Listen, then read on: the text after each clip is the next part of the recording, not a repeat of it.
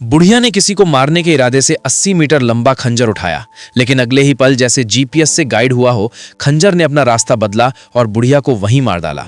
इस चौंकाने वाले सीन ने तुरंत सबको याद दिलाया कि उस औरत ने अभी क्या कहा था, एक कदम और आगे बढ़ो और तुम पक्का मर जाओगी। लेकिन बुढ़िया ने खुद को 80 साल का बताया और कहा कि वो बदकिस्मत और खुश है। लेकिन जैसे ही वो वार करने वाली थी, चाकू उस पर घूम गया और बुढ़िया को तुरंत मार दिया गया। क्या हो रहा था?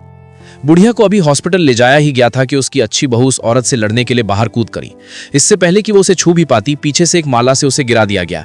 फिर भी उस औरत को कोई पछतावा नहीं हुआ। उसने एक नौकर को काले कुत्ते के खून का एक कटोरा लाने का ऑर्डर दिया और कहा कि अगर वो इसे उस औरत पर छिड़क देगी तो सारा जादू टोना सामने आ जाएगा और वो खत्म हो जाएगी। औरत अच्छी तरह जानती थी कि ये जादूगर उसने ऐसा सिर्फ इसलिए किया क्योंकि उसे डर था कि वो मरने वाले की प्रॉपर्टी हड़प लेगा। इसलिए अपनी बेगुनाही साबित करने के लिए उसने मरने वाले की उम्र 10 साल बढ़ाने के लिए एक सोल प्रोटेक्टिंग एरे का इस्तेमाल करने का पक्का फैसला किया।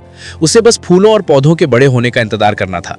उसकी दोनों बेटियों ने गुस्से में उसे उसके इस नाटक के लिए डांटा, कुछ पत्ते इधर उधर उड़ाए, उनके साथ 3 साल के बच्चों जैसा बर्ताव किया।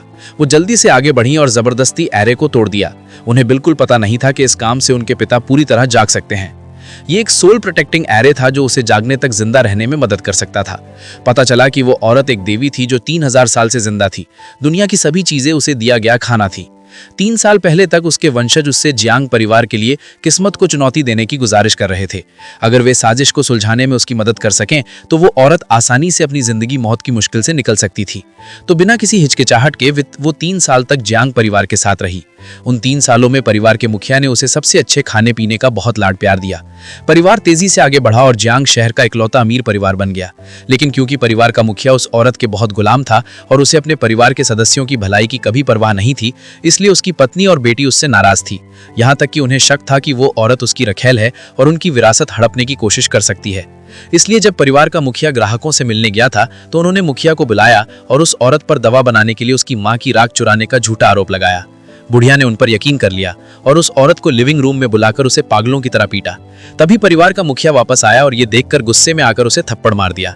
बेटी, जो बहुत ज्यादा भावुक हो गई थी, इमरजेंसी ट्रीटमेंट के दौरान फिर से बीमार पड़ गई और बेहोश हो गई। कई जांच के बाद डॉक्टर ने तय किया कि आदमी के वाइटल साइन क्रिटिकल लेवल पर पहुंच गए हैं और उसके अंतिम संस्कार की तैयारी करना सबसे अच्छा है।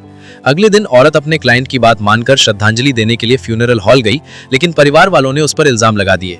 उन्होंने पूरी तरह से उसे दोषी ठहराया और अपना गुस्सा उस पर निकाला। एक बूढ़ी औरत जिसने चाकू निकाल लिया और कोई बात नहीं सुनी। जियांग परिवार की